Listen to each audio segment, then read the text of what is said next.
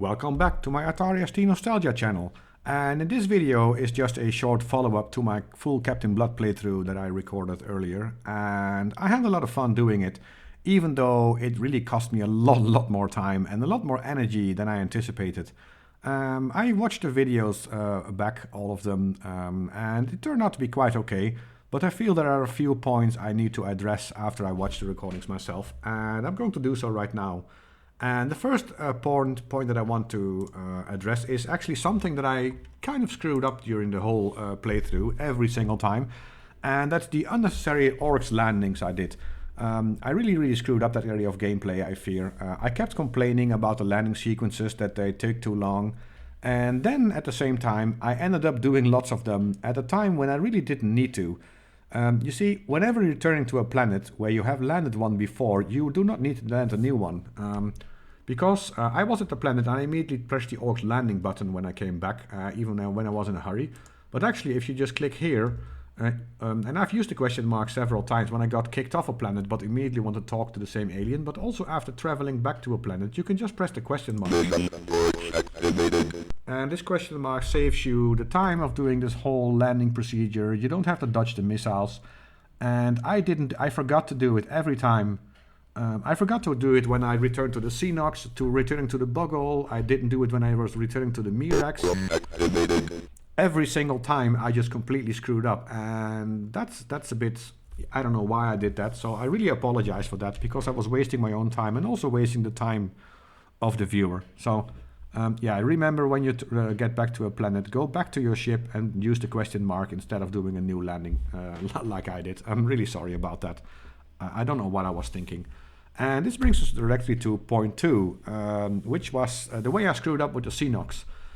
Because I was talking to the Sinox, and the one the one who was talking to me, he didn't give me any new information, just asked me to teleport him. And for some reason, I also misremembered, because I think I have encountered that situation before when he asked me to teleport him. I just didn't remember. And it's probably I misremembered because I was talking to the wrong one. Because here I am with Sinox brain radioactivity, and actually after you told him the ROP heads and he has fixed them, this is just a save game from my playthrough at the end. If I ask him for a planet duplicate, he will actually say me no planet duplicates. And he says Iswal actually has told him the home of a planet duplicate. And he will give me coordinates, and in this case it's duplicate 4. And I must say I have a memory of actually him also giving me names of other duplicates, but I'm not going to try that. But actually, to get some duplicates information, you actually need to talk to this Sinox, the second one you encounter, by the name of brain radioactivity, and you can ask him for duplicate information after he fixed the ROP heads, and he will give at least one of them to you. So that's something too, because I talked to the wrong one, I misremembered the fact. I thought he never asked me to teleport him. He probably did, but of course most of the time, I would help the first one, go to Iswal after he gave me some coordinate or some other coordinate to get on with the game, and I just never returned to him. But never got the duplicates from that one. I actually got them from this one, I think. So I'm sorry for the confusion I may have caused in that respect.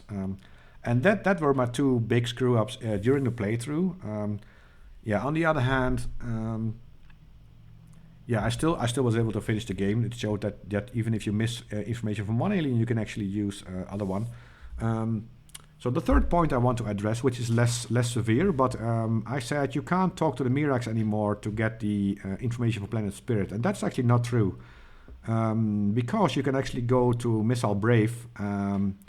And Missile Brave is actually the one, even during my gameplay, who asked me specifically if I knew Planet Spirit, and I didn't really get onto it because I was pushing him to get coordinates for a duplicate, which I found more important. But actually later in the game, even at this point, I'm not sure, my save game might actually be after I killed them.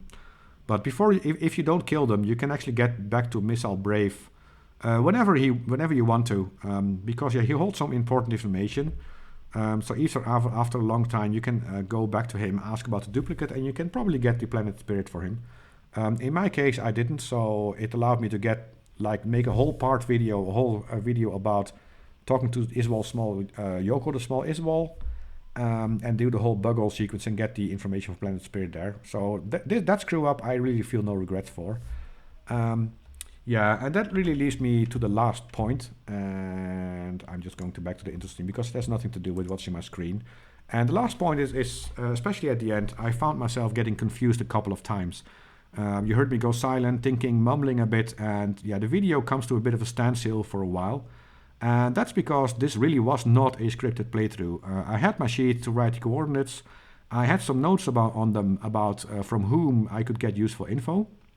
Yeah, because that's always handy to have with you. But apart from that, I played it mostly on improv because that's just a lot more fun and it feels more like being on an adventure. And for most parts of the game, that works okay. But especially at the end, when stuff starts to come together, I tend to lose track a bit and I need to evaluate if I have completed all my tasks and then plot my moves towards the finishing the game. And this happened especially in the middle of recording part 8 at a point where I really didn't want to end that particular part. So I just decided to keep the confusion of inside the video as a part of the total adventure experience. And I think I can live with that. I hope my viewers can also live with that. And with that, I want to end this video. This was just a short addressing of these 4 important points. If you didn't watch my playthrough, go have a look. I think you might enjoy it. I enjoyed making it, so have a look at the playthrough. Captain Blood is a great game, still is, and I might get back to it. I hope to see you also back at my channel for other videos. Thank you for watching and listening.